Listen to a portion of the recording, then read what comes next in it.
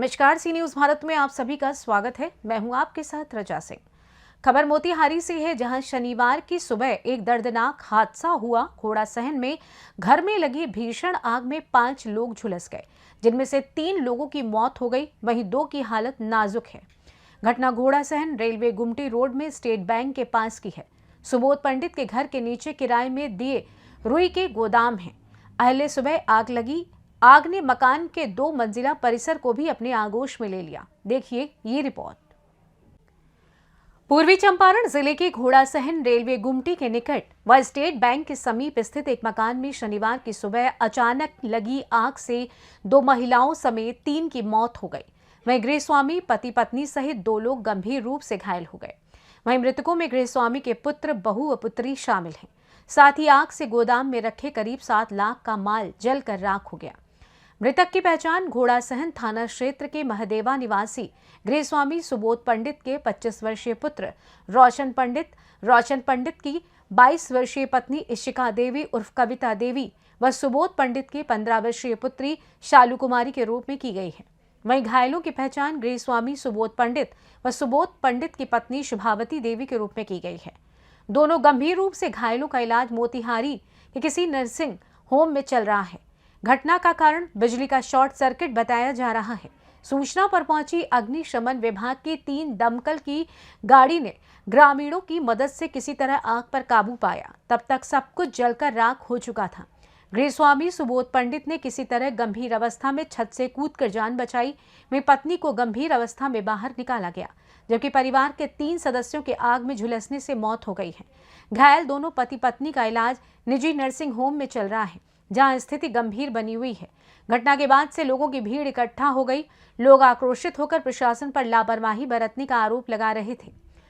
घटना की सूचना पर बीडीओ बिंदु कुमार, सीओ शिव शंकर गुप्ता और घोड़ासहन थाना अध्यक्ष संतोष शर्मा सदल बल पहुंच घटना के बारे में जानकारी ले रहे हैं। वह अस्पताल में जमे हुए हैं। सीओ ने बताया कि मृतकों के परिजनों को सरकार द्वारा अनुग्रह राशि 4-4 लाख रुपए देने की अनुशंसा की गई है। साथ ही घायलों के इलाज में जो भी खर्च आएगा वो सरकार द्वारा भुगतान किया जाएगा। ग्रामीण आरोप लगा रहे थे कि फायर ब्रिगेड में पानी नहीं था, फायर ब्रिगेड की गाड़ी थी। ये आरोप देखिए कोई भी लगा सकते हैं, कुछ भी आरोप लगा सकते हैं। रही बात है कि आप पानी की बात कर रहे हैं, तो ये आपको लाइन पे रहिएगा, ठीक है। ये भी रिपोर्टिंग का काम जो मान लीजिए, अब हम लोग तो काम करने पे लगे हुए हैं और ये फायर ब्रिगेड की चीज़ है, वो सारी चीज़ देख लीजिए। ये हम हैं और ये जो है फायर ब्रिगेड जो पानी इसमें डाल रहा है वो देख लीजिए।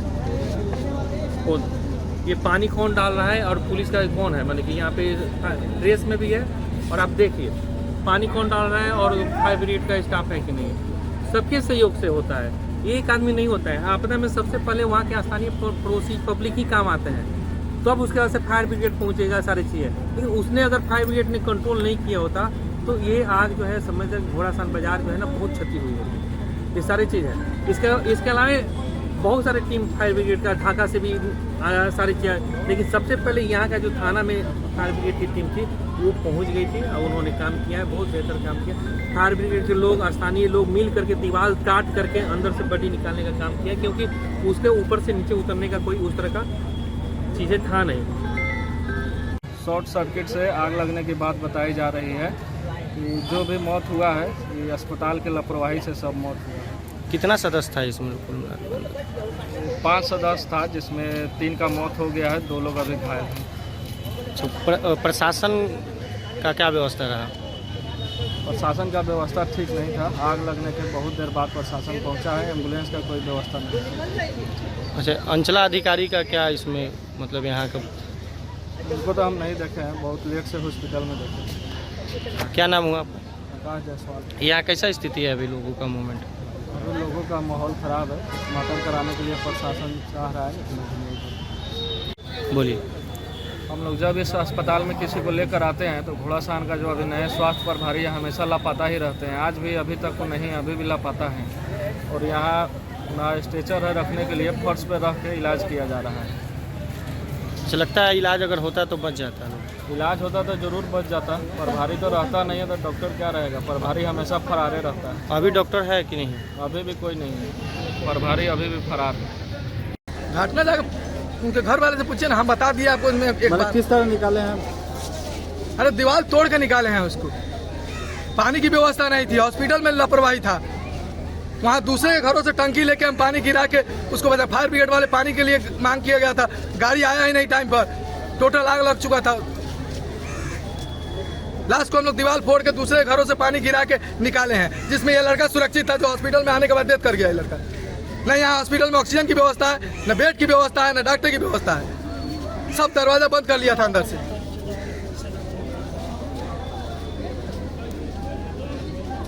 घटना हुई है सर 6 साढ़े 6 बजे के समय नीचे रुई और रजाई का दुकान थे, ऊपर कपड़ा, ऊपर वो लोग सोए हुए थे तो आग लगी। ये आग का कारण अभी तक शॉर्ट सर्किट बताया जा रहा है। बहुत हृदय विदारक घटना हुई। तुरंत सबसे पहले जो सूचना मिला तो हम लोग पहले फायर ब्रिगेड भेजने का काम किए। सबसे पहले स्थानीय लोग उसमें पानी डालना शुरू किया। सबके सहयोग से उसको आग को काबू में किया गया, नहीं तो ये पूरा कई दुकानें या कई घर तबाह हो जाते हैं। तो उसमें आप देखेंगे सबसे पहले फायर ब्रिगेड में जा करके वहाँ पे बुझा रहा है। बाहर निकलने के लिए था नहीं कोई रास्ता, तो ऊपर से एक व्यक्ति जो है कूद करके जो जान बचाया, तो उसका जान बहुत अच्छा है, मैंने 40% इंजर्ड है, सारी चीज़ ठीक है। वो उसका इलाज हो रहा है वहाँ पे मोतिहारी में। जी सुबोध पड़ी, जो घर का मेन मालिक है, उसकी पत्नी है, वो भी उसकी इलाज हो रही है। बाकी उसका एक बेटा है, उसकी मृत्यु हो चुकी है, और उसकी पत्नी की मृत्यु हो चुकी है, सुबोध की वो बहू, और सुबोध की एक बेटी की मृत्यु हो चुकी है। 3 व्यक्ति की मृत्यु हो चुकी है। फिर उसमें से ये भी बात आई कि एक बच्चा उसमें रह रहा है, तो हम लोग पूरे उसमें सर्च किए। 4 साल से छोटा बच्चा, 2-4 साल का कोई दूसरे बच्चा वैसा कोई नहीं था इसके अलावा, तो इसलिए और उसमें हम लोग पूरी आग को काबू पाने में अगर स्थानीय लोग और फायर ब्रिगेड नहीं करता तो कई घर और कई लोग जलते। बहुत हृदय विदारक घटना हुई है।